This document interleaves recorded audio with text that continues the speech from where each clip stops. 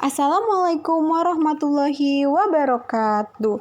Setelah kita mempelajari materi sebelumnya tentang pengertian sejarah, apa itu sejarah, apa yang dimaksud berpikir sejarah, apa kaitan manusia, ruang, dan waktu dalam sejarah. Nah, itu merupakan bukti-bukti keterkaitan dalam sejarah. Materi yang akan kita bahas tentang penelitian dan penulisan sejarah. Apa saja yang akan kita pelajari? Yaitu sumber sejarah, langkah-langkah penelitian sejarah, dan perkembangan penulisan sejarah di Indonesia. Silakan dipahami materi ini. Berikut ini merupakan sumber-sumber sejarah.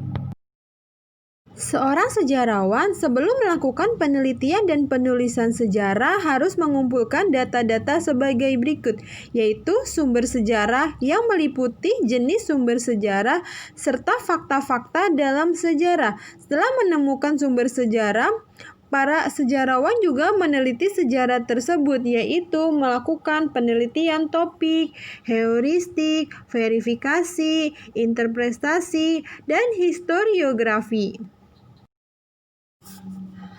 Sumber sejarah juga disebut sebagai data sejarah. Penelitian sejarah merupakan proses sistematis dalam mencari data agar dapat menjawab pertanyaan tentang fenomena sejarah dari masa lalu. Data sejarah untuk merekonstruksi peristiwa di masa lalu didapat dari sumber-sumber sejarah, baik dari peninggalan sejarah, pelaku sejarah, maupun berbagai referensi sejarah yang berkaitan dengan suatu peristiwa. Sumber sejarah dibedakan menjadi dua jenis. Yang pertama, sumber sejarah berdasarkan bentuknya, serta yang kedua, sumber sejarah berdasarkan urutan penyampaiannya. Sumber tulisan adalah keterangan dari masa lampau yang disampaikan secara tertulis dengan menggunakan beberapa media. Sumber tulis merupakan sumber sejarah yang sangat penting dalam penulisan sejarah. Selanjutnya ada sumber lisan, adalah sumber sejarah yang datanya diperoleh secara lisan, baik dari pelaku atau saksi peristiwa sejarah maupun dari tradisi lisan ataupun sejarah lisan.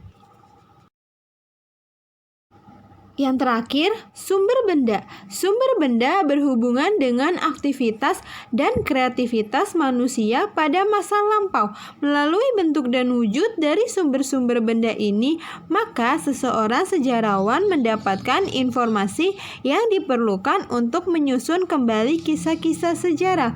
Beberapa contoh sumber benda antara lain prasasti, candi, patung, relief, masjid kuno, dan lainnya.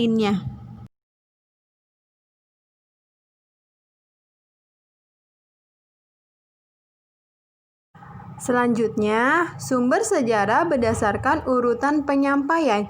Jadi, urutan penyampaiannya itu meliputi 1. Mengumpulkan data dan informasi dari berbagai sumber.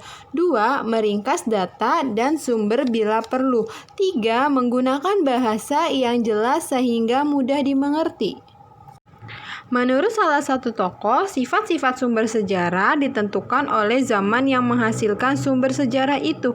Semakin lampau atau semakin jauh dari masa kini, semakin langka sumber-sumber sejarah itu. Berdasarkan urutan penyampaiannya, sumber sejarah dapat digolongkan sebagai sumber sejarah primer, sumber sejarah sekunder, dan sumber sejarah tersier. Selain itu juga ada sumber sejarah yang penyampaian informasinya berdasarkan sumber visual, sumber audio visual, dokumen, artefak, fosil, dan lainnya.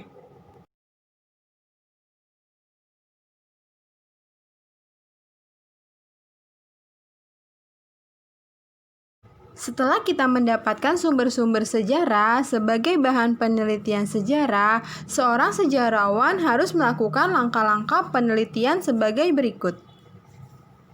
Pertama, yaitu pemilihan topik. Pemilihan topik menjadi hal penting sebelum melakukan penelitian. Topik merujuk pada bahasa atau pokok kajian yang akan diteliti. Syarat-syarat pemilihan topik pada penelitian sejarah sebagai berikut.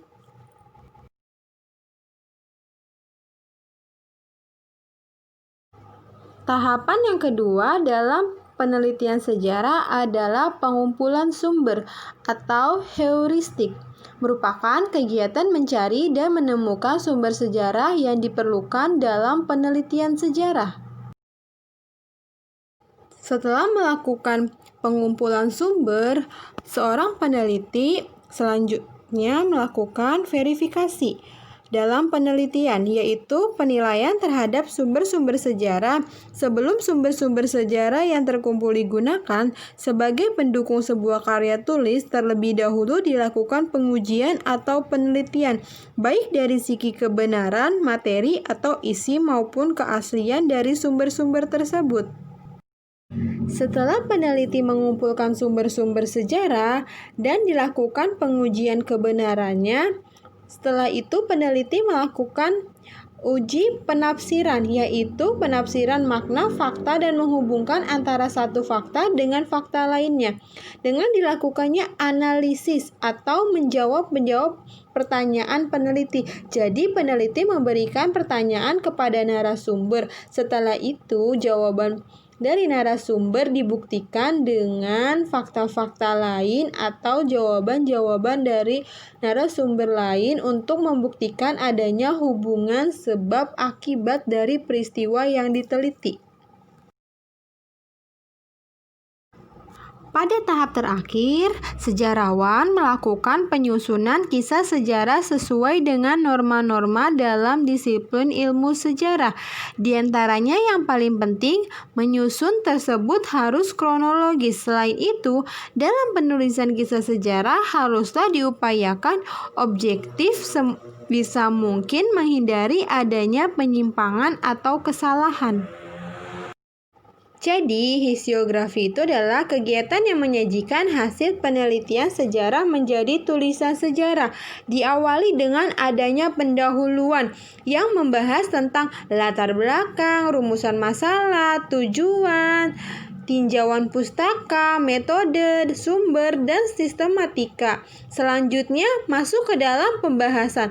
Pembahasan itu adalah hasil penelitian yang telah dilakukan, serta penutup. Penutup itu meliputi dari hasil penelitian, kesimpulan dari semua penelitian yang telah dilakukan. Contohnya adalah skripsi atau tugas akhir. Berikut ini beberapa tahap perkembangan penulisan sejarah di Indonesia. Penulisan sejarah merupakan upaya untuk mengetahui dan memahami jejak-jejak masa silam dalam kehidupan manusia sebagai makhluk sosial. Perkembangan upaya menulis sejarah berjalan seiring dengan perkembangannya masyarakat dan bangsa Indonesia melalui upaya-upayanya sendiri ataupun setelah mendapat pengaruh dari perkembangan ilmu pengetahuan modern.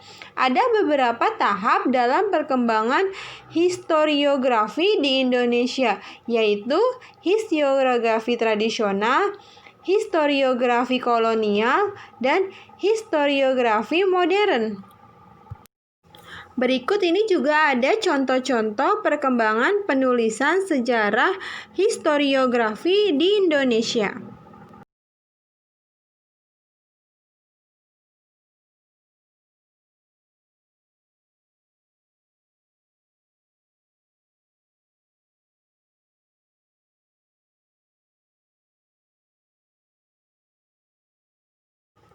Cukup sekian materi yang sudah disampaikan, semoga banyak memberi manfaat. Wassalamualaikum warahmatullahi wabarakatuh.